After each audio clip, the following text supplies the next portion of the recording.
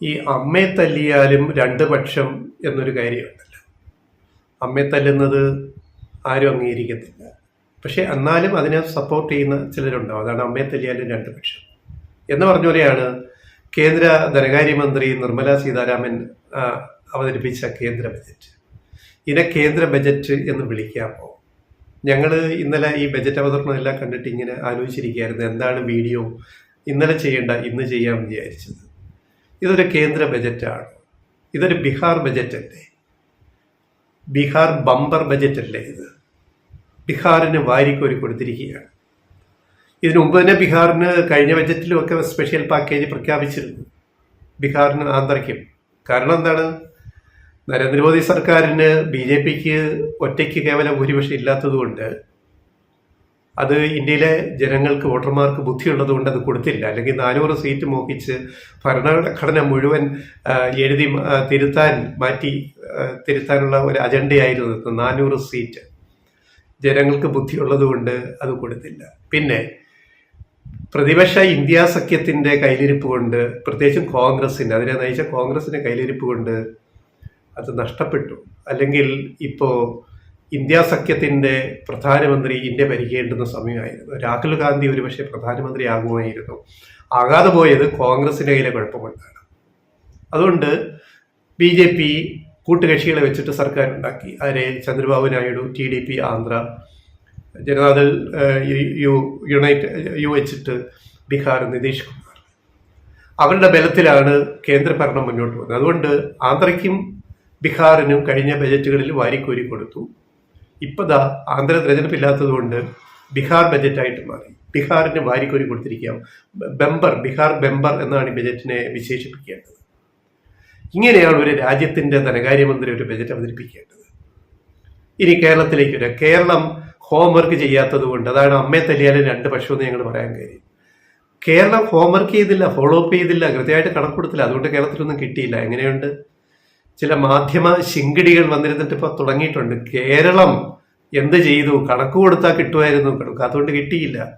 അപ്പോഴും കേന്ദ്രത്തെ കുറ്റപ്പെടുത്താൻ ഉദ്ദേശമില്ല, കേന്ദ്ര സർക്കാരിനെ കുറ്റപ്പെടുത്താൻ ഉദ്ദേശമില്ല. നിർമ്മല സീതാരാമനെതിരെ മിണ്ടത്തില്ല, നരേന്ദ്രമോദി പ്രധാനമന്ത്രിക്കെതിരെ മിണ്ടത്തില്ല. കേന്ദ്രമന്ത്രിയുടെ ബജറ്റ് വരുന്നതിന് ദിവസങ്ങൾക്ക് മുമ്പ് കേരളത്തിലെ ധനകാര്യമന്ത്രി KN ബാലഗോപാൽ വാർത്താസമ്മേളനത്തിലും ചില അഭിമുഖങ്ങളിലും പറഞ്ഞ കാര്യങ്ങൾ, കേരളം കൃത്യമായ കണക്ക് ഇൻ അഡ്വാൻസ് മുൻകൂറായി കൊടുത്തു. 24,000 കോടിയുടെ പ്രത്യേക പാക്കേജ് കേരളത്തിന് വേണം.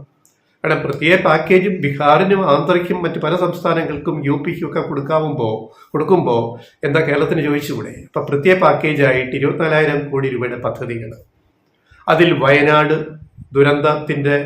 അതിൻ്റെ പശ്ചാത്തലത്തിൽ അതിൻ്റെ പുനർനിർമ്മാണം, പുനരധിവാസം, അതുപോലെ വിഴിഞ്ഞത്തിന് 5,000 കോടി, അല്ലെ വയനാട്ടിൽ 2,000 കോടി. വിഴിഞ്ഞം ഒരു കുതിച്ചു ചാട്ടത്തിലാണ്. ഇന്ത്യയുടെ തന്നെ അഭിമാനമായിട്ട് മാറുന്ന വിഴിഞ്ഞത്തിന് വേണ്ടി ഇത്ര വേണം, അതിൻ്റെ ബാക്കി കാര്യങ്ങൾക്ക് വേണ്ടി, അനുബന്ധ വികസനത്തിന്. പിന്നെ മറ്റു കാര്യങ്ങൾ, കാർഷിക പ്രശ്നങ്ങൾ, മറ്റ് ഇവിടുത്തെ റബ്ബറിൻ്റെ പ്രശ്നം, റബ്ബർ കർഷകർ, നാളികേര കർഷകർ, നെൽകൃഷി ചെയ്യുന്നവരുടെ, ഇവരുടെയൊക്കെ പ്രശ്നങ്ങളൊക്കെ ഉന്നയിച്ചുകൊണ്ട് കേരളം വിശദമായ അഭ്യർത്ഥന, എല്ലാ ഡീറ്റെയിൽസും വെച്ചിട്ട് കേന്ദ്രത്തിന് കൊടുത്തിരുന്നല്ലോ. പക്ഷെ ഇപ്പോൾ വന്നപ്പോൾ എന്തായി? വിഴിഞ്ഞത്തിനൊരു പൈസയില്ല, വയനാട് പുനരധിവാസത്തിനൊരു പൈസയില്ല. ഒക്കെ മറന്നിരിക്കുന്നു കേന്ദ്രമന്ത്രി, ധനകാര്യമന്ത്രിയും കേന്ദ്രവും മറന്നിരിക്കുന്നു. വയനാടിന് എന്തെങ്കിലും പറയണ്ടേ? ഇത്രയും ദുരന്തം ഉണ്ടായ ഇന്ത്യയിലെ ഏറ്റവും വലിയൊരു ദുരന്തം, ആ വയനാടിന് വേണ്ടി എന്തെങ്കിലും ഒരു ശബ്ദം ഈ ധനമന്ത്രിയുടെ വാക്കുകളിലുണ്ടായോ, ബജറ്റ് പ്രസംഗത്തിലുണ്ടായോ? പോട്ടെ, വിഴിഞ്ഞ അഭിമാനമല്ലേ, ഇന്ത്യയുടെ തന്നെ അഭിമാനമല്ലേ? അതിനെപ്പറ്റി എന്തെങ്കിലും ഒരു മെൻഷനിങ്, ഒരു പറച്ചില്. അതാ പോട്ടെ, വയബിലിറ്റി ഗ്യാപ്പ് ഫണ്ട് BGFന്റെ അത് ഒരു ആനുകൂല്യമായിട്ട് കേരളത്തിന് ഞങ്ങളൊരു സമ്മാനമായിട്ട്, അത് ലോണല്ല, അത് ഗ്രാൻഡായിട്ട് തന്നെ ഞങ്ങൾ തരാൻ തയ്യാറാണ് എന്നൊക്കെ ഒന്ന് പ്രഖ്യാപിച്ചിരുന്നെങ്കിൽ അതിനെ കേരളം എത്ര നെഞ്ചോട് ചേർത്ത് വെക്കുമായിരുന്നു. എന്താ BJPയെ നെഞ്ചോട് ചേർത്ത് വെക്കാത്തത്? ഇവിടുന്ന് ഒരു 2 കേന്ദ്രമന്ത്രിമാരുണ്ട്, ഒന്നുക്കൊന്ന് വെച്ച്. ജോർജ് കുര്യന്റെ പ്രസ്ഥാനം വന്നിരിക്കുന്നു, കേരളം പിന്നോക്ക സംസ്ഥാനമാണെന്ന് എഴുതി കൊടുത്താൽ കേന്ദ്ര സഹായം കിട്ടുമെന്ന്. ഇദ്ദേഹം മലയാളിയല്ലേ? ഈ ജോർജ് കുര്യൻ കോട്ടയംകാരനാണെന്നാണ് എൻ്റെ ഒരു ധാരണ. ന്യൂനപക്ഷ ക്രിസ്ത്യൻ മോർച്ചയുടെയൊക്കെ നേതാവായിട്ട് BJP വന്നിട്ട് കേന്ദ്രമന്ത്രിയായ ആളാണ് ജോർജ് കുര്യൻ. പിന്നെ വേറൊരു ഷോമനുണ്ട്, സുരേഷ് ഗോപി.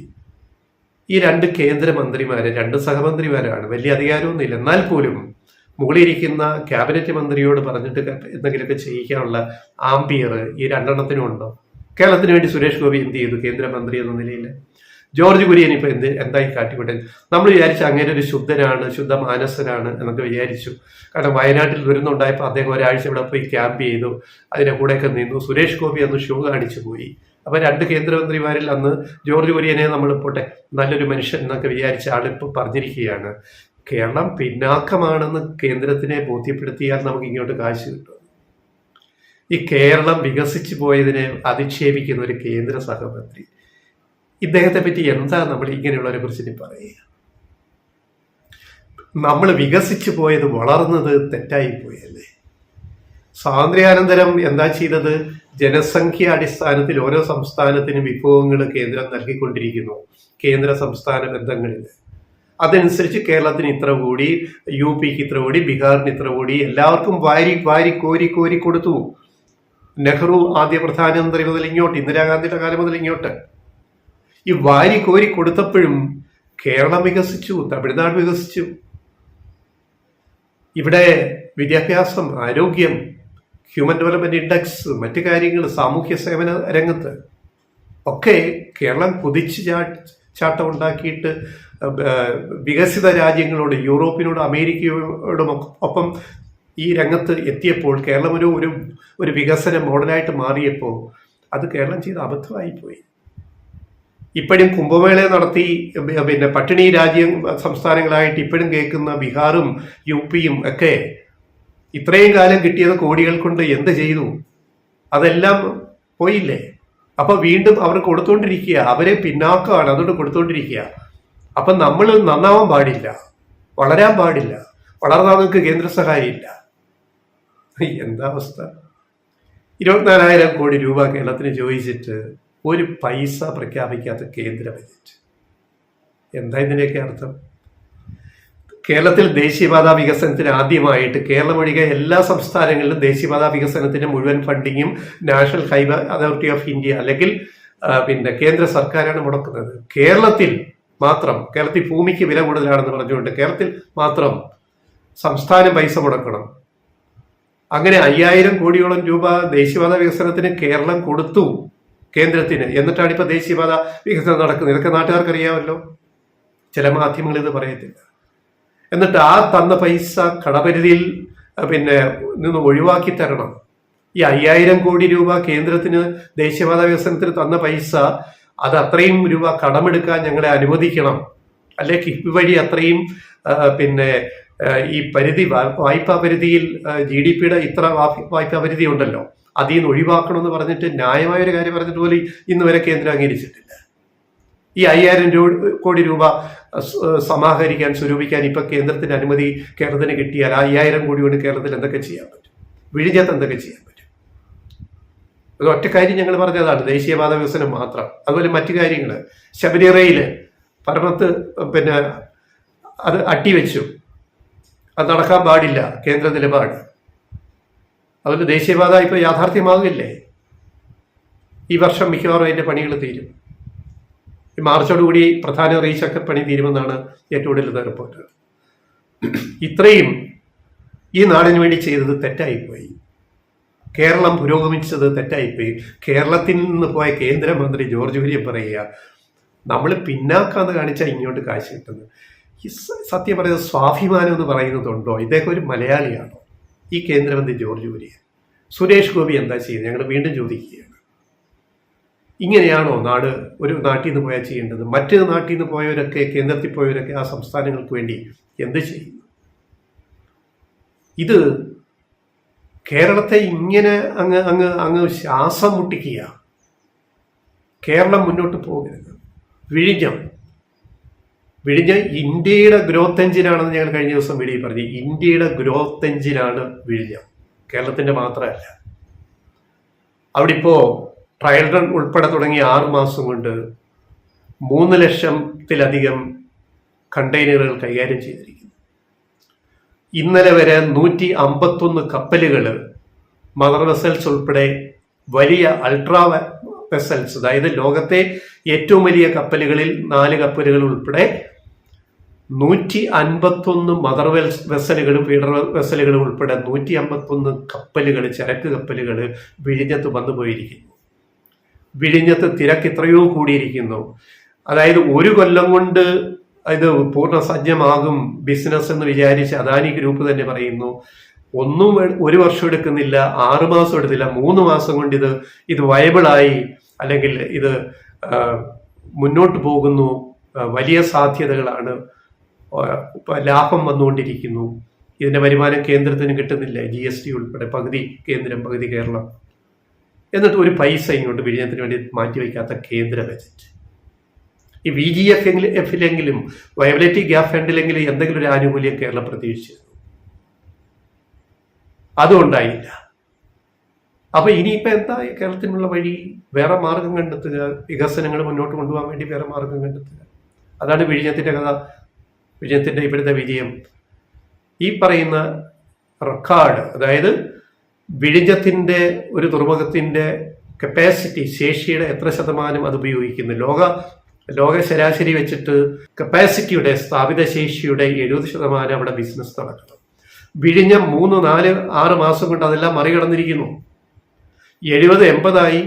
80 കഴിഞ്ഞിട്ട് ഇപ്പൊ വരുന്ന കപ്പലുകളുടെ എണ്ണം നോക്കിക്കഴിയുമ്പോൾ ഇറക്കുന്ന കണ്ടെയ്നർ, കയറ്റുന്ന കണ്ടെയ്നർ കണക്ക് നോക്കുമ്പോൾ 100-ലധികം ശതമാനത്തിലേക്ക് ആ ശതമാനം പിന്നെ അതിലേക്ക് എത്തിയിരിക്കുന്നു. അങ്ങനെയുള്ള ഒരു തുറമുഖത്തിന് വേണ്ടി എന്തെങ്കിലും ആ ബജറ്റിൽ പറയാൻ പോലും ഈ കേന്ദ്ര ധനകാര്യമന്ത്രിക്ക് കഴിയാതെ പോയത്. അവരെ കുറ്റം പറഞ്ഞിട്ട് കാര്യമില്ല. അവരെ നിയന്ത്രിക്കുന്ന സർക്കാരുണ്ടല്ലോ, മോദി സർക്കാർ, അല്ലെ ഭരിക്കുന്ന പാർട്ടി BJP, അതിനെ നിയന്ത്രിക്കുന്ന RSS, ഇവരൊക്കെ പറയുന്നതിനപ്പുറത്ത് ധനകാര്യമന്ത്രി നിർമ്മലാ സീതാരാമന് പോലും ഒന്നും ചെയ്യാൻ കഴിയില്ല എന്ന് നമുക്കറിയാം. അപ്പൊ ബീഹാറിൽ ഭരണം പിടിക്കാൻ, തുടരാൻ വാരിക്കൊരു കൊടുത്ത ഒരു ബജറ്റ് അവതരിപ്പിച്ചുകൊണ്ട് വന്നിരിക്കുന്നു. കേരളത്തിനൊന്നുമില്ല, കേരളം എന്നുള്ള പരാമർശം പോലും ഇല്ലാത്തൊരു ബജറ്റ്. നമ്മൾ വിഴിഞ്ഞം മാത്രമല്ല, വയനാട് പാക്കേജ് മാത്രമല്ല, നമ്മൾ എയിംസ് ചോദിക്കാൻ വേണ്ടി എത്ര നാളായി? കേരളത്തിലെ എയിംസ്, പിന്നെ മറ്റു കാര്യങ്ങൾ, കാർഷിക മേഖല, റബ്ബർ ഇറക്കുമതിക്ക് നിയന്ത്രണമില്ല.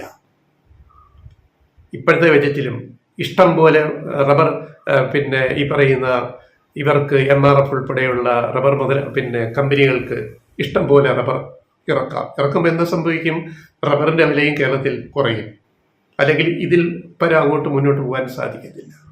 ഇത്രമാത്രം കേരളത്തെ ദ്രോഹിക്കുന്ന ഒരു കേന്ദ്ര ബജറ്റ് ഇതിനു മുമ്പ് ഉണ്ടായിട്ടുണ്ടോ എന്ന് തന്നെ സംശയമാണ്.